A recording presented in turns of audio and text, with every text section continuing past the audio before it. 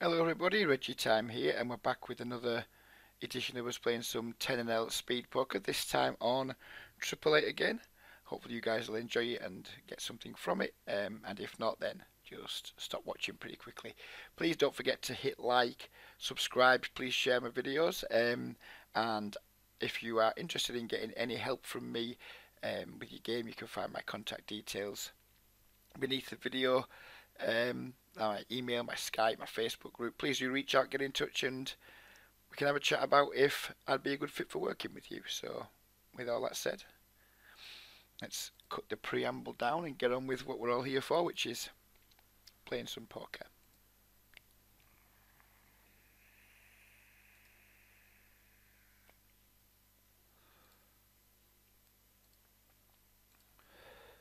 I've been playing quite a lot of 13L snaps so far this year, certainly by my standards anyway, volume-wise. And my results have been okay. The games are tough. I've been running well, been running above EV. My win rate is high at the moment. I suspect my EV win rate is likely to be somewhere around 4 or 5, but we're running at 10 at the moment over a smallish sample of, like, I don't know, 10,000, 11,000 hands, something like that. So it's been going pretty well, but we're going to stick to making the videos at 10 and explain my reasons for that as we go through. This guy's incredibly weak tight, don't know anything about him. You go for a pretty big squeeze, I think.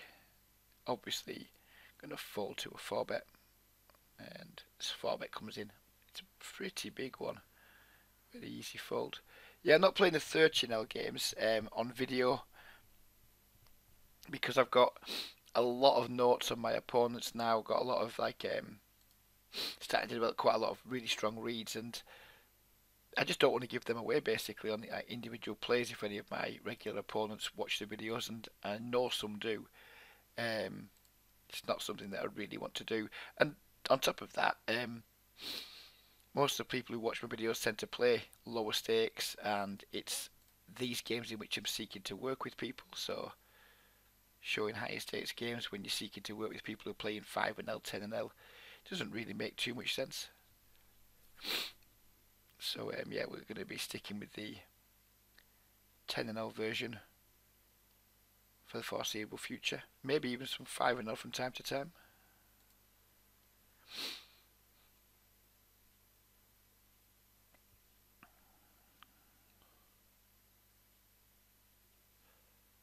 This video might not be an hour today.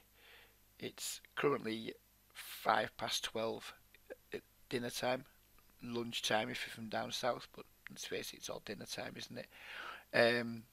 You just got it wrong. If you think the meal you eat around midday is lunch, then yeah, you got that all wrong. You've got it all wrong. I mean,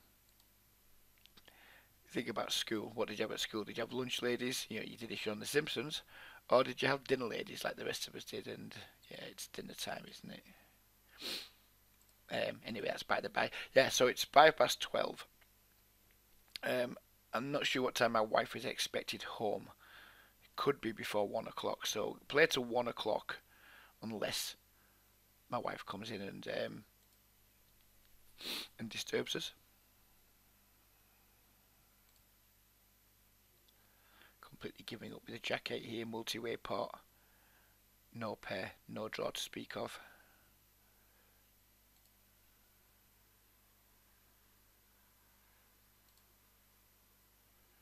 And we pick up some showdown value at least. And we pick up a top set here against an incredibly weak type player. He's going to bet big, hope he's got something he doesn't want to fold basically. If he's got like a smallish overpair, he's not going anywhere.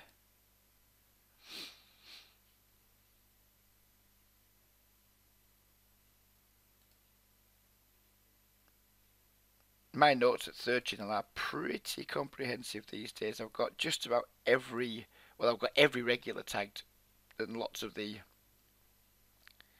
irregulars too. I'm really quite pleased with the amount of, it's not hugely time consuming the way I do it, but the dedication that I've shown to ensuring that I have accurate, up-to-date stats in the note box of all my opponents that are known to me and that I have hands on in my database. It's really, really, really helpful. And now we're starting to get some post-flop like notes and reads in there too, which is really helpful because most of it focuses on pre-flop. We have like the PFR 3-bet squeeze percentage, which I'm not that asked about, but it just happens to be in the information that I'm pasting into the chat box, into the note box. I'm not sure you can do it from PT4, but you can certainly do it from Hold'em Manager. Maybe one day I'll do a video just on that, on how I do it. It's really quite simple, but it's really effective. If you want to know how I do that before I do a video, then reach out to me, and if you've got Hold'em Manager 2, book a session and we can go through how I do it, no problem.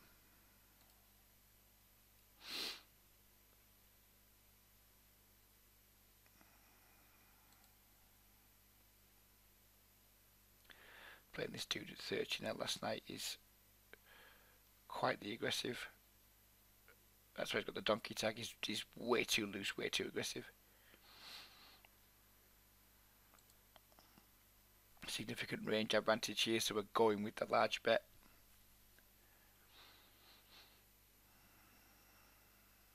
And we've certainly got a significant like nut advantage on this board texture on the flop. Again, going to go with a pretty big bet. Hope he's got a 2-pair hand. He just is not that into folding.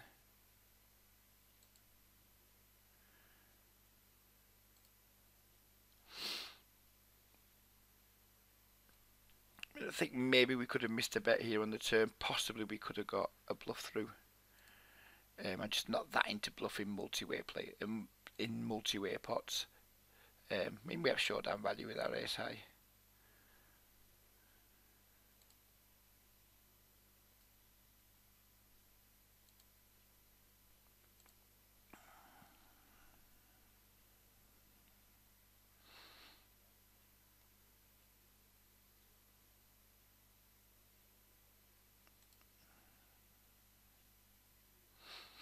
This play here is a classic example of why I feel Triple H Snap Poker's got a lot tougher. He used to be a like 29/8 type player, and now he's like a whatever 18/6 type player, and just they haven't got tougher because people necessarily got like a lot better at poker. It's just there's less fish, and the fish that are still around, many of them have just tightened up. There's in the 13L games, there's lots of players, not lots, but there's a significant number of just like players that used to be fish that are now still fish. They're still rubbish, but they're tight fish now. The ones that used to be like 40/10 are now 28/11, and the ones who were 30/11 are now 18/9, and things like that. And there's just less people like limping around with like wider ranges. The games are still beatable. I'm not saying for a second that the games aren't beatable, but they're harder just because it's not as easy to get value. And on top of that, some of the regs are like way more aggressive than they used to. It seems to be that there's like tight aggressive, loose aggressives. That there's always been, and then like the fish have just got tighter, which is just kind of like it's cut everyone's margins. That's how it feels anyway. And you've got to be a lot more disciplined against the fish because they just haven't got as many really crap hands in the ranges.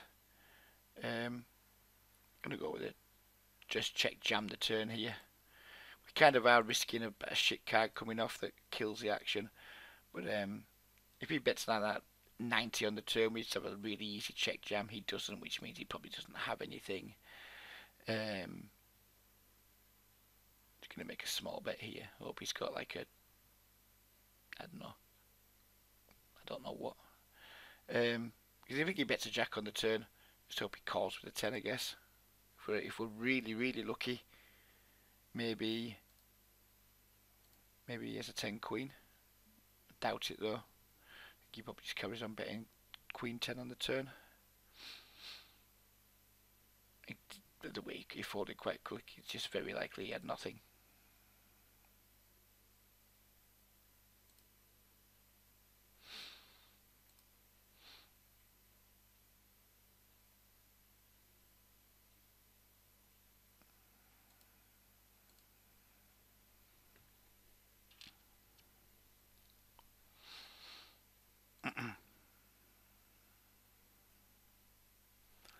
So just a play that I have notes on.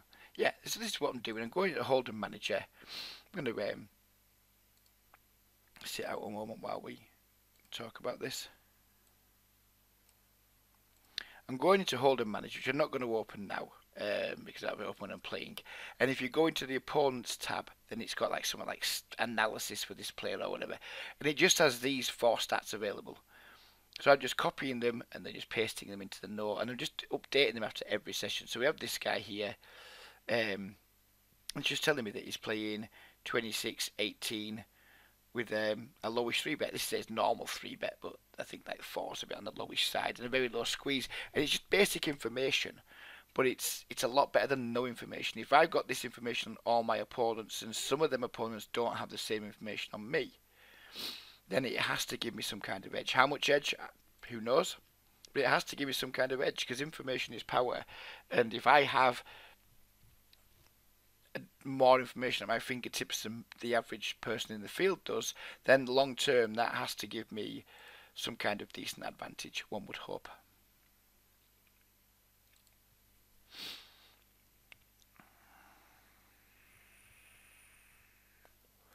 So we've blocked a wheel here, and another red one came on the turn. Not much we can do about it now other than just try and take our hand to showdown, and we lose. Oh, never mind.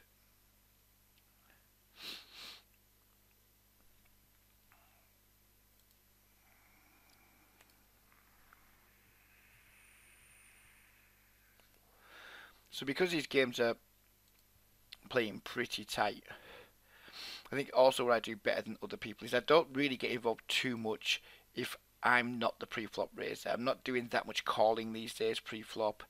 I'm doing some 3-betting versus opponents who I think are opening too wide from certain positions, and doing a fair bit of re-stealing, etc., like we saw with the Jack 10.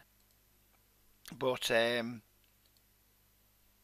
we're not going crazy. I try to play too many hands. Not sure about this ace jack offsuit here.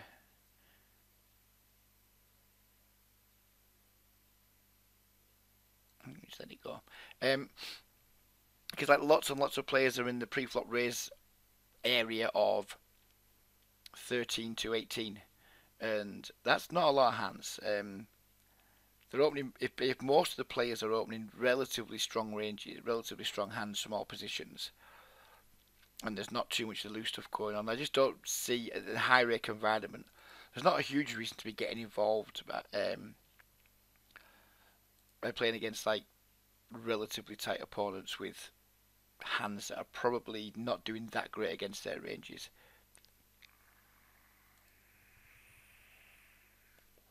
So I will definitely open pretty wide, especially from that cut-off and button. Not super wide, but I'm not afraid of opening hands. But if someone's opened in front of me, I'm being quite careful in the hands I'm choosing to continue with. You don't want to be the guy that's just like calling lots of pre-flop raises, never playing with the initiative, constantly feeling like you're at like a slight range disadvantage and what have you. It's not a good situation to put yourself into.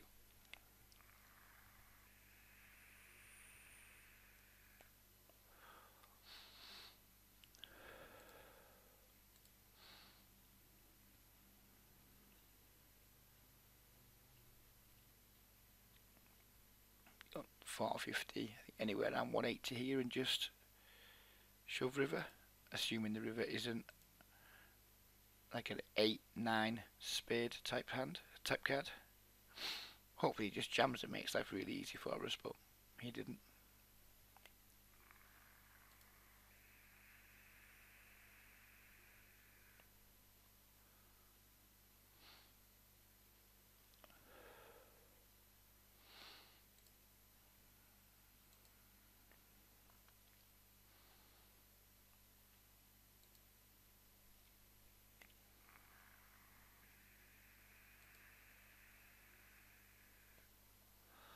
not going to be,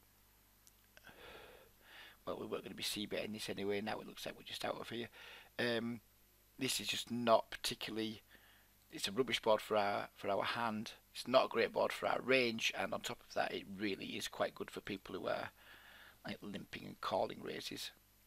It's not the type of board that's going to scare too many people who've got like middle pairs, suited connectors, that type of thing. So we have no fold equity on that type of board. Even if it hadn't been bet into and then raised, we would have absolutely been checking back.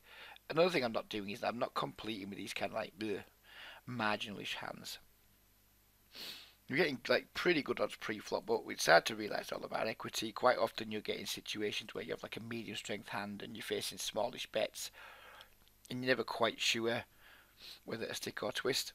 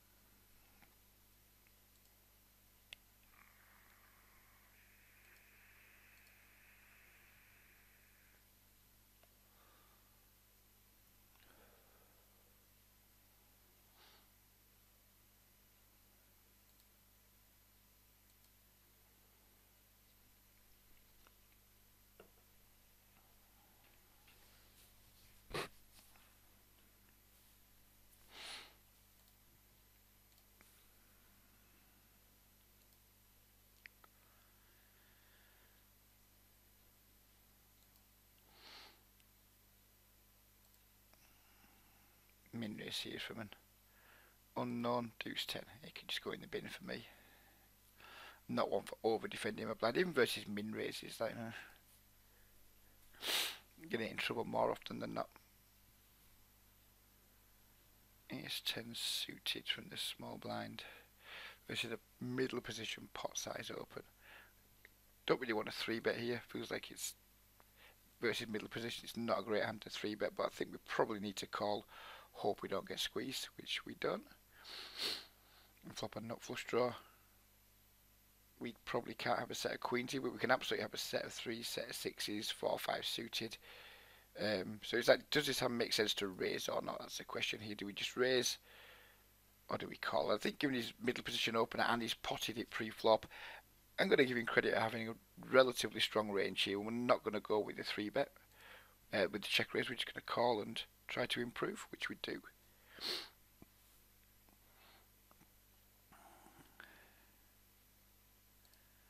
Just going to lead straight out here. I think he's going to try and pot control a lot with his pairs and things, so we just lead out and we'll let the queens go in 3-bet pot when the ace pops.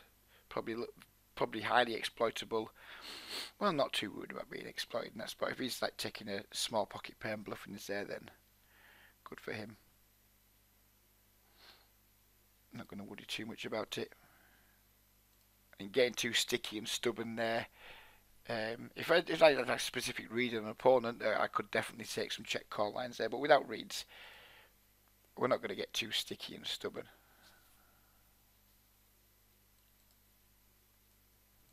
I think we're just about getting okay odds to set mine here. Out of position, this will be a fold. I think in position when we can sometimes take the pot down post flop versus weakness, we can defend the 7s.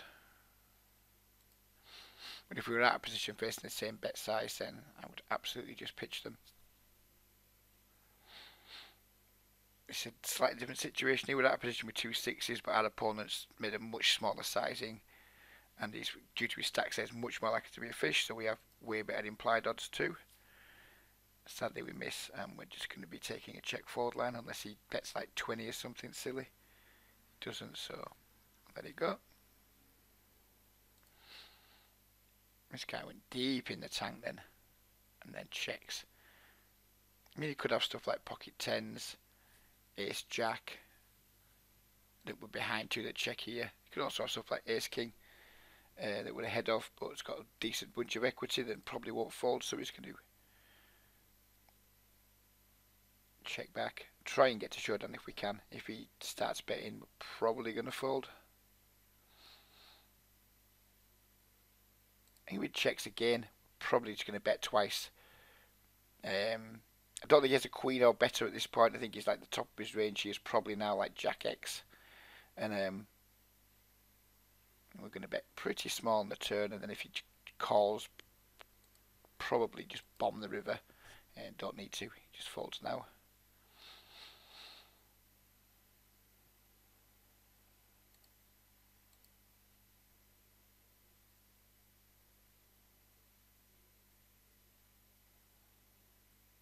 I'm going to go with a small C bet here on this dry board against somebody who doesn't have any chips. Very likely he's got lots of hands. He's just going to want to check and jam on us with his stack size, but I don't think our hand's strong enough to get to showdown and win, so we just try and pick it up now. We do have like the backdoor straight draw.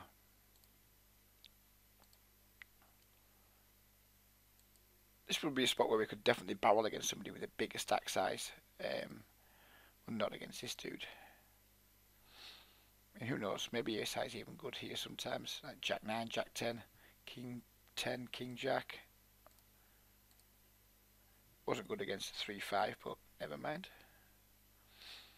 He was almost certainly not going to fold that had we jammed the turn.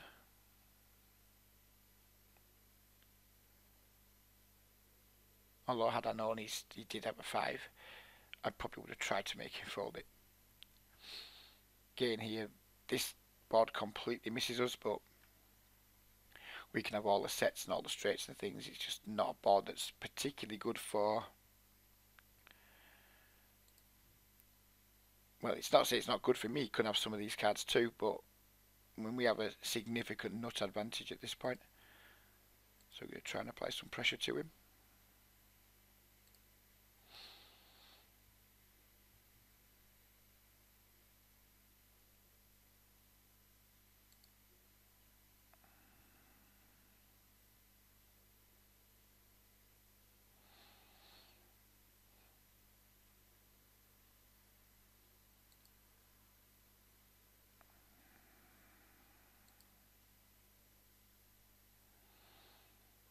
King 10 suited.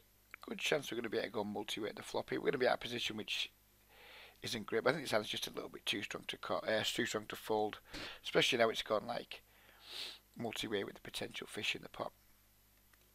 We're probably behind to this player's range, but this player here like kind of revalues our hand a little bit. It'd be nice if we had a bit more money, but I think it's an okay defend there. Not super thrilled with it, but I think it would have been too tight to fold. Sadly, we've completely missed with a multi-way pot, and I don't do bluffing in multi-way pots.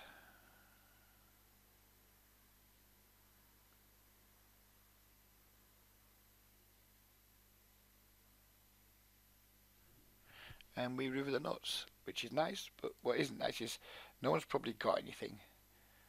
We're still going to go with a pretty large bet, and just maybe someone's got Queen Jack or something that they've been playing quite passively that finds a call.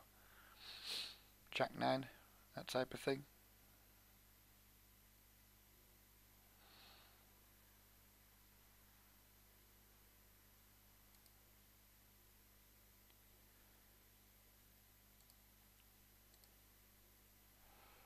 Yeah, Queen Jack exactly.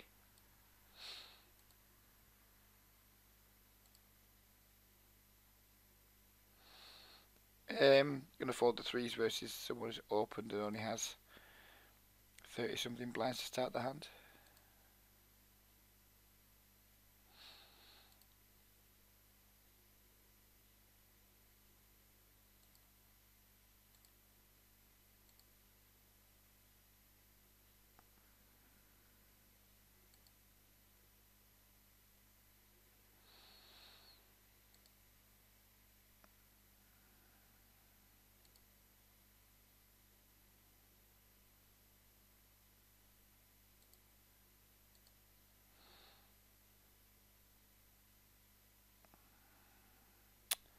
Turn 3 suited.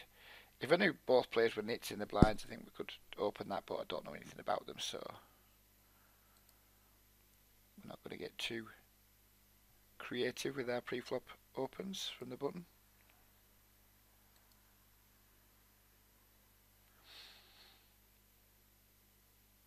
Probably going to be check calling this flop unless there's like significant action.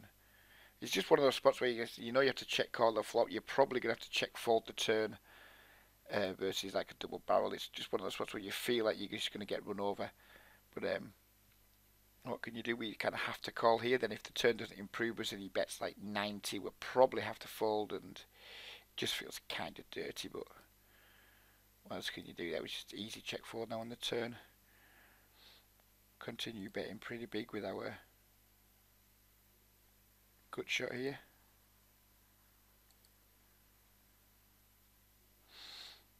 That's going to stop me from bluffing now. I think bluffing might still be the best idea. Try and get him off like a ace 8, ace 9 type hand. Kind of almost rather not have rivered the king actually, because otherwise we would just bet like $3.50 and try and put pressure on his like weak ace X. But 10-8. So now we're pleased that we rivered the king.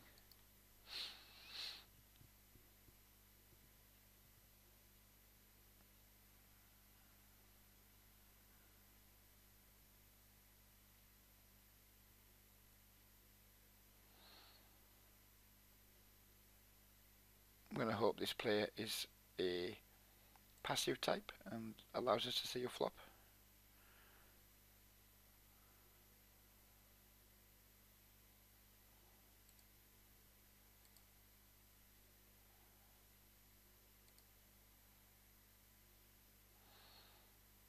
River the board. Doesn't look like this player has anything in mind. But again, pick up the call. I'm going to presume that was a weak ace. It was the weakest of aces, the ace deuce. Don't know anything about win B. King queen off. We're probably just going to take the aggressive option and go with the 3-bet. 4 to a 4-bet, of course.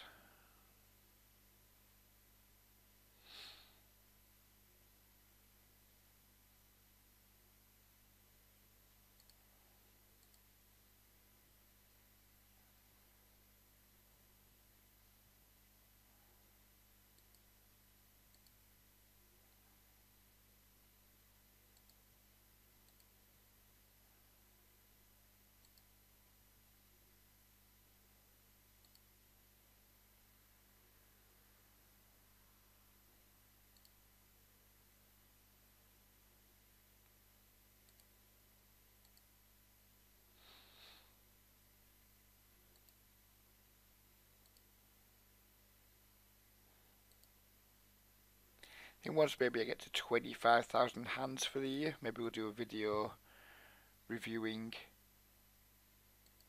my numbers. Which go and pick out the positives of what I've been doing and try and find any things that can be improved, and there will be lots of things that can be improved, that's for sure. Try and see what's going on numerically that can help us.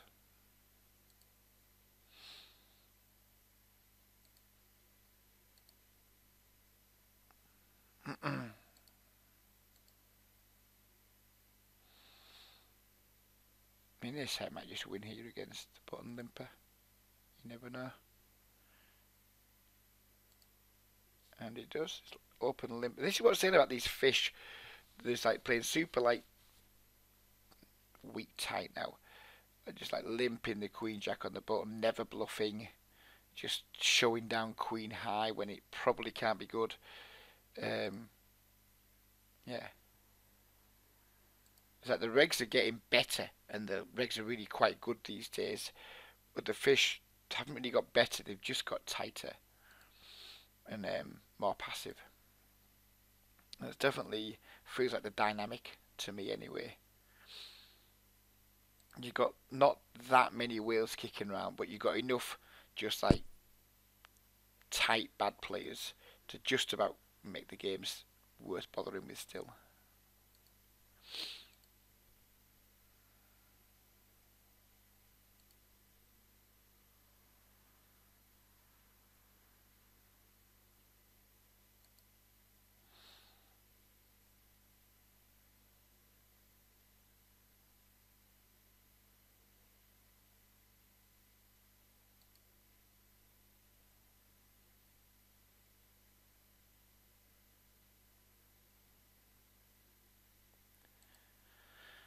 So we have a gut shot here, but nothing much else going on.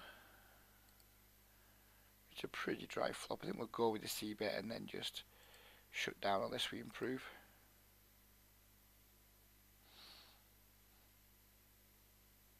We're certainly going to try and steal this player's blind.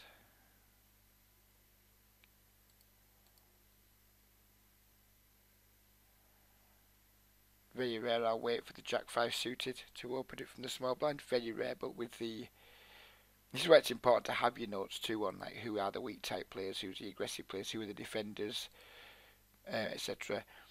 Because just picking up blinds without a fight is... It's not mega important, it's not a lot of money, but it's nice to do. And it's nice also to know who is a defender, who's a fighter, so you can, like, some of the hands you might open against other players, then you just decide not to open against them because their style of play is going to make the player much less profitable. Again, big c-bet here. We have lots of nutted stuff on this board. King, queen of suit. We're going to go for a 3-bet bluff rather than flat with it.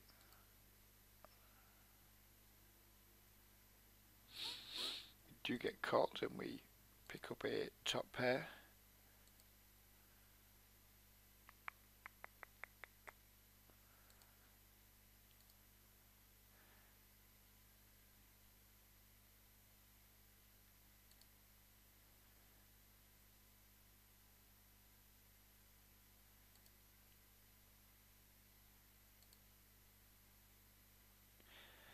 Not a particularly pleasant turn. No reason to bet. He's going to have like lots of hands like pocket jacks, pocket nines. Just aren't going to be a call again. I think we check back here, probably fold the river to a bet. Maybe think about going with something value if he checks, but probably just looking to check this down. He bets pretty big. I mean, he shouldn't have that much like ace x. We're folding here. I guess we're putting him on a lot of who knows what. Who knows what we're putting him on a lot of. But it's just so rare that we call here and we see bluffs. I mean, for us to go on a call here, we're going to want to, like, we're going to need it to be turning like pocket 8s, pocket 9s, things like that into a bluff. And I just don't think enough players in these games are doing that. To way more likely just bet like a pretty loose float with like an ace queen, ace jack type of hand.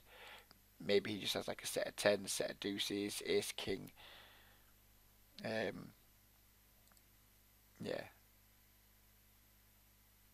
I'm quite comfortable with the fold there. Just based on my opinion on how these games play. I don't think he's going to turn up with enough bluffs there. And we certainly don't beat any of his value range. If you've got to be relying on players turning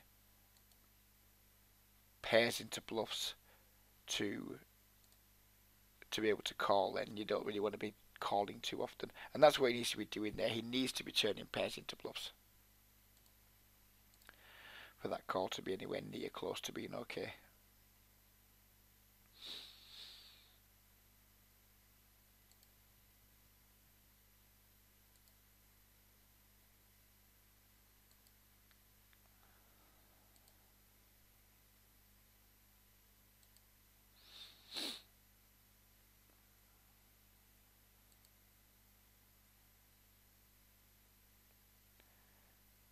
We have so many better hands here to bet than our ace 6. We're going to check back.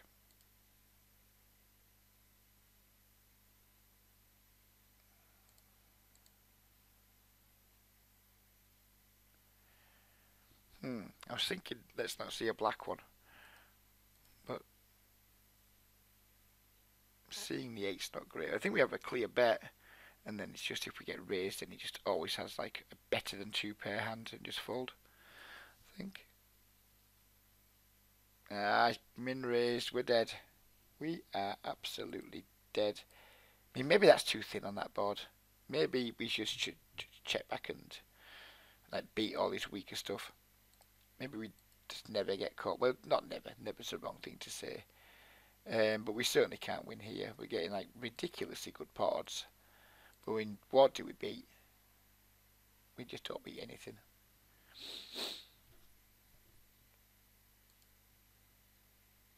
Again, opening a hand I wouldn't ordinarily open because of the tightness of the big blind. And this is that spot where normally be like, yeah, we've got a significant like nut and range advantage here, and we do theoretically, but against this dude who's so fucking weak tight, he can just have so much like king, queen, ace, jack, ace, queen. He's just not three betting, so we're not going to bluff versus this guy. I mean, we met the money from stealing from him and abusing his weakness. Yeah, very comfortable with the line we took there.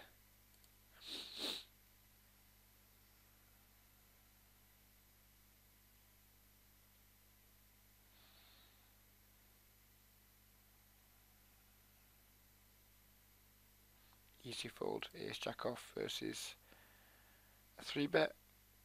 Not saying that we're always behind there, but typically it's not a spot where you're going to find me defending like offsuit, like weakest ace-x Broadway type hands.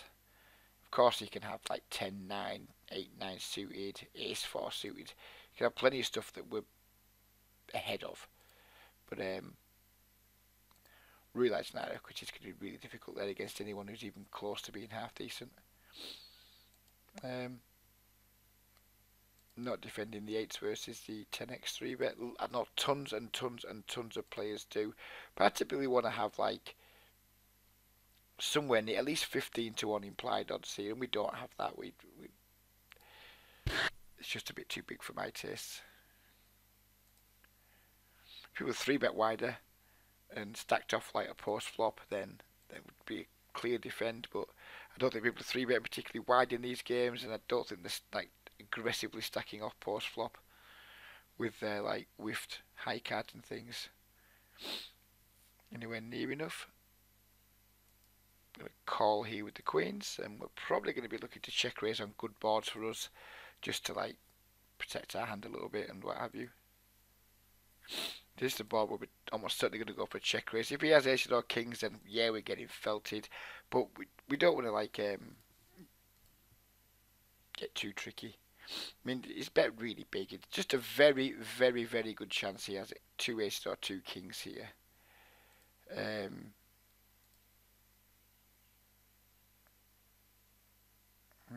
Did we just call? No.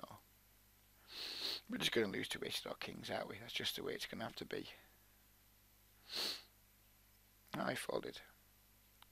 So maybe we denied a decent chunk of equity there. Maybe he was just fucking around. Who knows? I never used to take that line, but I was watching a Run It Once video not too long back.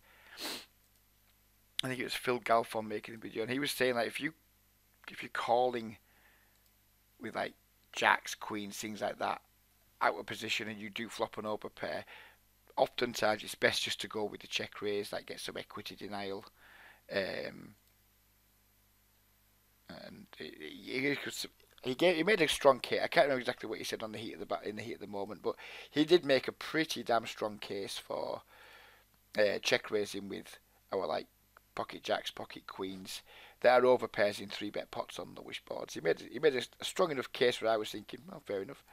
Good enough for Mr. Galfond, it's good enough for me.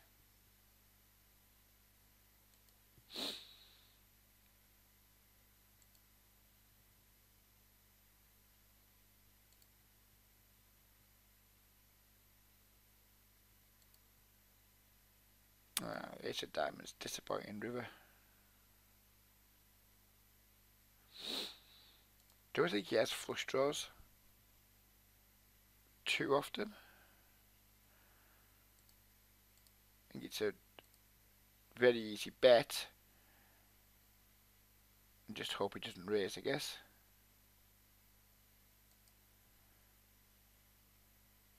And donked into here. It's the guy's called a 3-bet and just donked on this board. Nothing which you can do with the king queen other than throw it in the bin.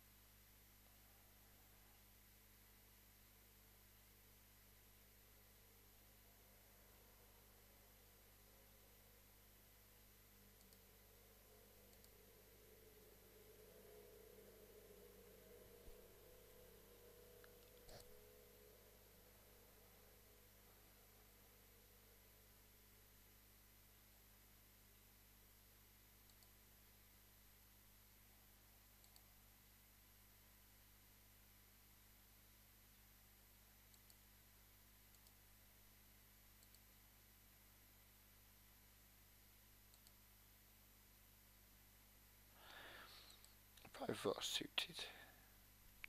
There's fish behind. I could sometimes see myself opening this. I think this plays a little bit fishy. These other guys, no idea. Not familiar with any of the names. Could well have quite a few hundred hands on them from my 10 of those shots from time to time, but not familiar with any of them, so we'll just leave it.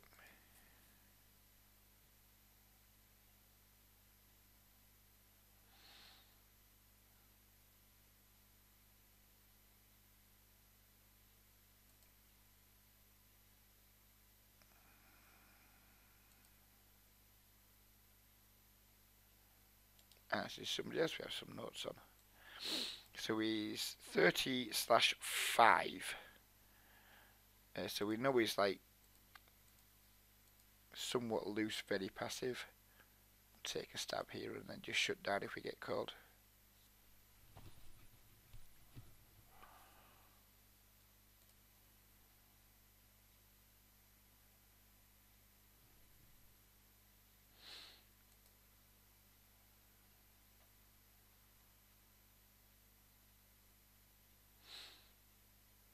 I have no idea what this two's trying to represent here, but I don't really care because I have two deuces.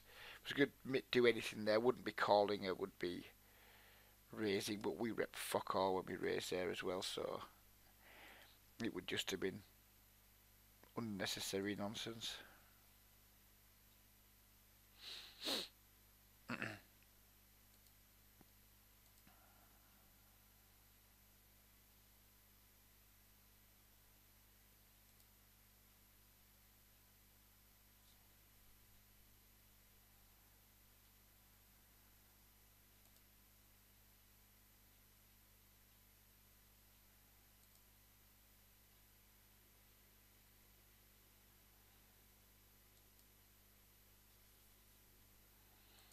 So this again, this 30/5 guy all of a sudden just woke up and isolated that play. I'm going to fold and watch off screen. I'm very confident he's got a very strong hand, so I'm going to watch a hand off screen and see what he turns up with. I just try and confirm a read. If he gets to showdown, he doesn't. He just see better king, queen, 10, two-tone flop and took it down.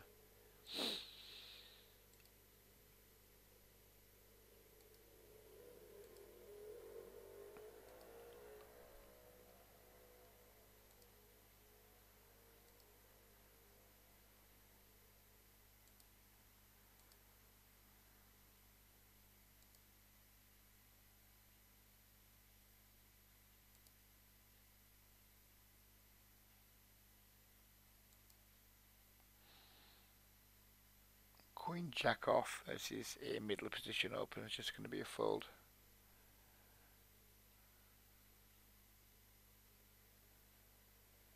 Defend the 9-6 suited versus the button min raise. Think about check raising if he bets 20, check fold if he bets any bigger.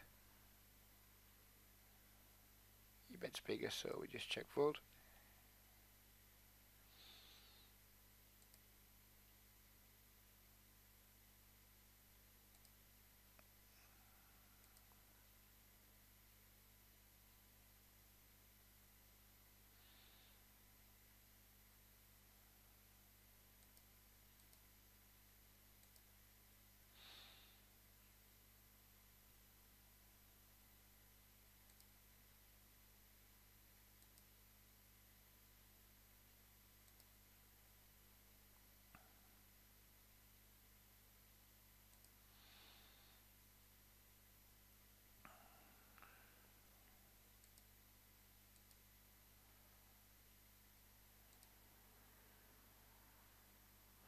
A fold here if we get 4-bet.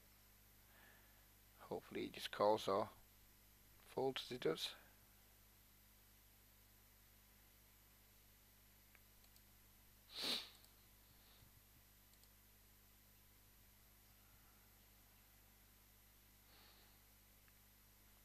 And could we be about to do our first 4-bet bluff? Don't think so. This, if there are players that you do think get out of line versus you, like cut off versus button or what have you, these types of hands are okay to 4-bet bluff with. I prefer like suited wheel aces. If we had like an ace 4, ace 3, ace 2 suited, something like that, we could definitely probably go for it here for the purpose of the video. But king 8 suited, I mean, it's one of the first times we've been 3-bet. I mean, I think people hugely overreact to 3-bets in these games. It's not happening anywhere near as often as you think. If you go and like look into your database, you'll see that for yourselves. Even people who've got like a 7 and 8% 3-bets, I mean, still only 7 or 8% of hands. You know, it's still going to be like strong ranges. There's going to be some weaker hands in there, of course, because if people are playing like a linear 3-bet strategy or kind of a polarized one. Some people are just going to have all strong hands. Some people are going to have some super strong hands and some like weaker suited connected type stuff. But anyway, it's not happening anywhere near often enough to justify some of the overreaction and spew that I see at the tables and read about on the forums, etc. Try and isolate a limper here. We haven't seen too much limping today, have we? Seen a lot of folding. Not too much raising. Not a lot of limping.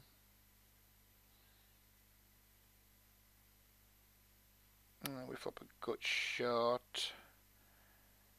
Kind of middling type board. It's not terrible for us.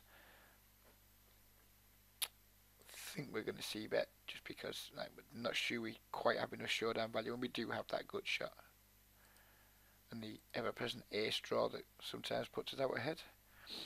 Your check calls a large flop bet, and we do not improve on the turn. We're just shutting down here.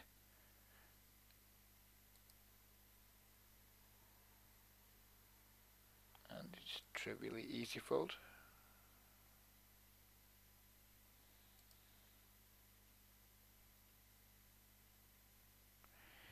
Ace Jack offsuit versus a pot size cut off open.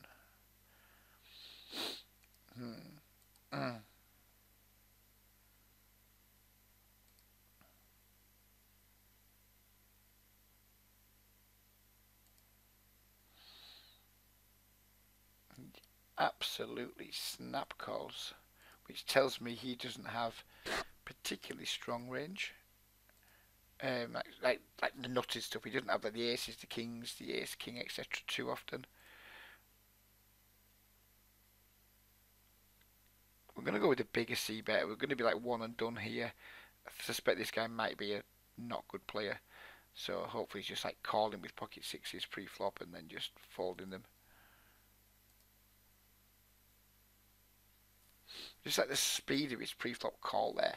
Just reeked of can never be aces, kings, queens, jacks, ace, king. You just shouldn't ever have those hands given the speed of his call. That's why it's important to pay attention. If you like tanks and calls, then maybe he can have some stronger hands that he's deciding what to do with. But when someone just poof, snap calls like that, how often can they have like all the really, really strong stuff? It's just super unlikely. So when the board then comes down like king, low, low, rainbow, I think it's mandatory that we should c-bet in that spot. And because we know we're just going to be one and done, and we're not going to try and bluff people like that, we can put a bit of extra meat on our c-bet, because fish will certainly like read more into bet size. So like big bet, they'll just see it as someone's got a bigger hand than maybe regulars will see a big bet sometimes think, why would you bet that big on that board texture, and correctly put you in a bluff from time to time. Fish would just see it as, oh fuck me, he's 3-bet, then he's bet really big, and I only have a pair of whatever nines, so I'm just going to fold. Got a gut shot and a flush draw here on a paired board. He's bet kind of big, but I think we just need to call here and try and improve, which we do not do. We're not going to bluff. Very likely he just has lots of bluff catches in his range that aren't that likely to fold on such a brick river. Oh, 8-9, come on.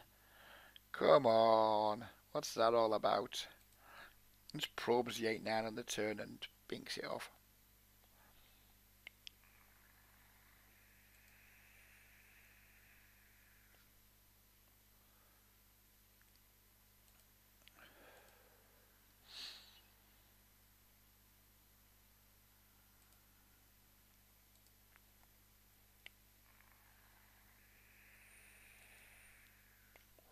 Plan here is probably check call twice, unless he bets really big. If he bets more than $1, probably just check fold. Not much else we can do here. Just kind of try and get to showdown, and if he puts too much pressure on, just tap out to it. Don't really want to call a triple barrel here, but if he bets small again, we're probably going to have to. If he bets more than like 130, I'm just going to let it go.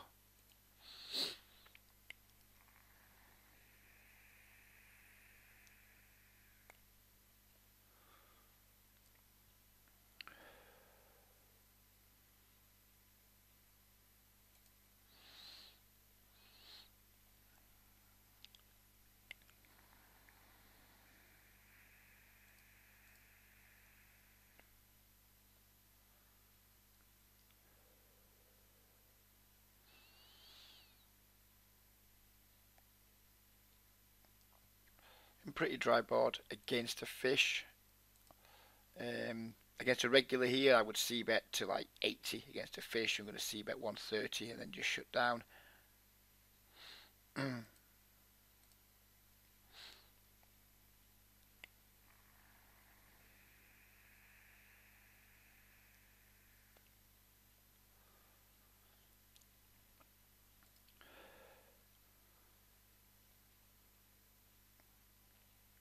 Just giving up here now. I mean, he can still have some hands that we could maybe make fold by the river. Pocket 8s, pocket 6s.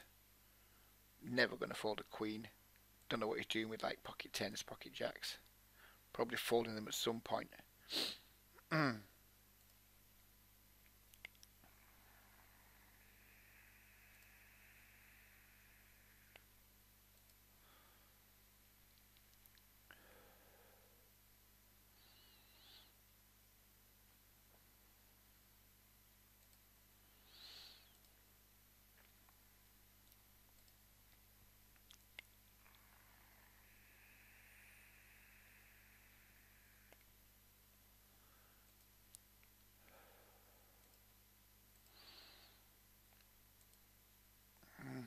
It's close.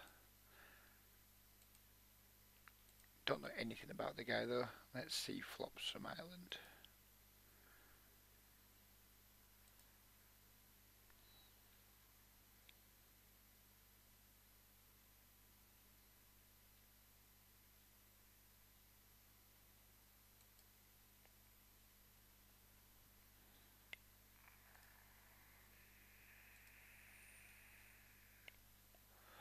pick up some equity with the gut shot, but it's not enough for me to want to double barrel here. I mean, we just tried to rep the ace and the flop is caught pretty quickly.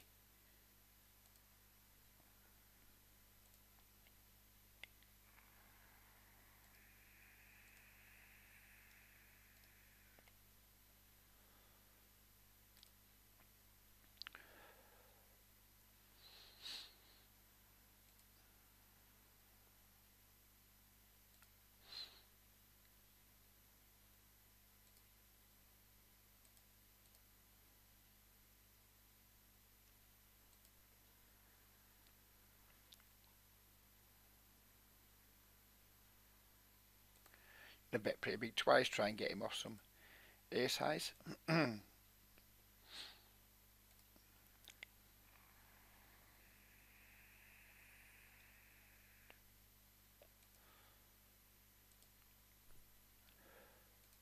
Can we end the video with a set? No, we cannot. We cannot end the video with a set, or near enough end the video. Would have been a nice high to go out on, but it didn't happen. We've still got 3.5 more minutes to flop a set. Given this guy's on the button here, we're just going to treat the cutoff as a button and open a hand I wouldn't normally open from the cutoff.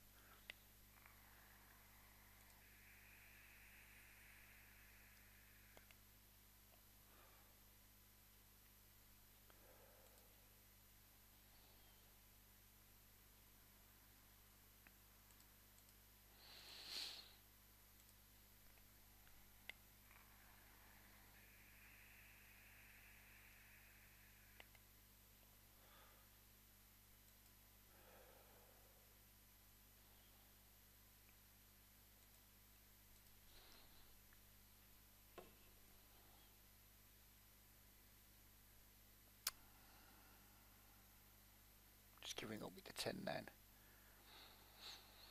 I don't even think we're getting to fold ace highs a decent amount of the time.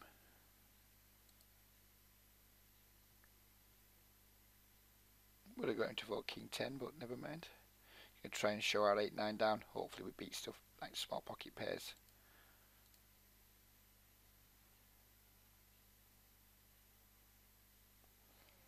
We play this hand kind of passively, but I'm not that into bluff catching. Not that into it.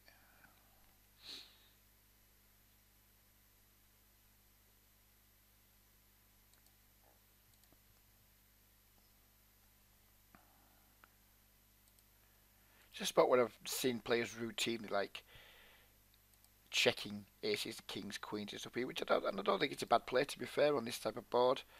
I'm just going to check back, call turn, evaluate river. I'm not ruling out overpairs here from his range. Definitely not ruling them out. We river the set.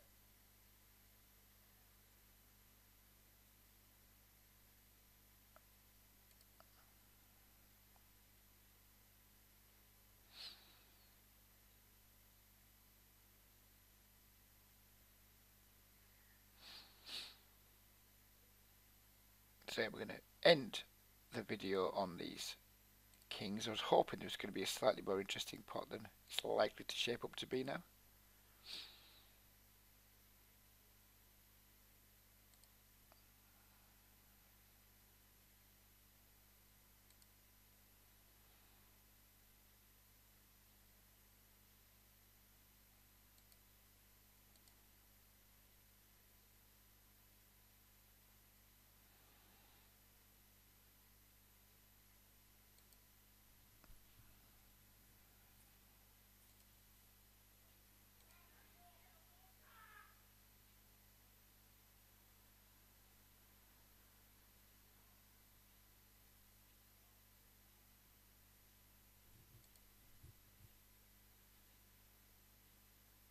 Let's have a set to finish.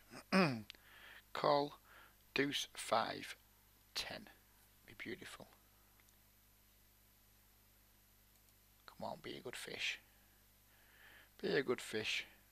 Call, let me spike a set.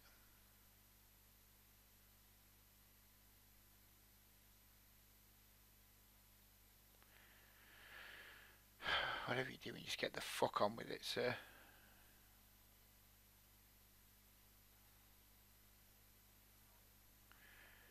Hey, come on, dude.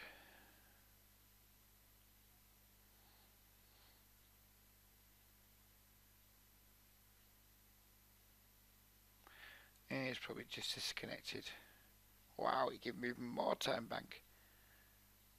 How much time bank does one man want?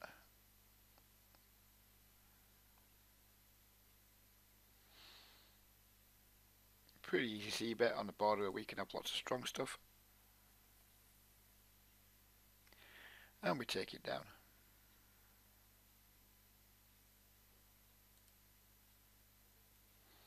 And there we go. That's the end of the video. Hope you guys enjoyed it.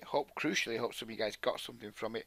And if you are finding you're getting something from a video, you're probably going to be able to get even more by working with me. So if you have ever considered taking a session, please do strongly consider it and reach out to me via one of the methods of contacting me that you'll find below the video. But we'll leave it there for now. Take care, everybody. Have a good day and see you again soon. Bye bye for now.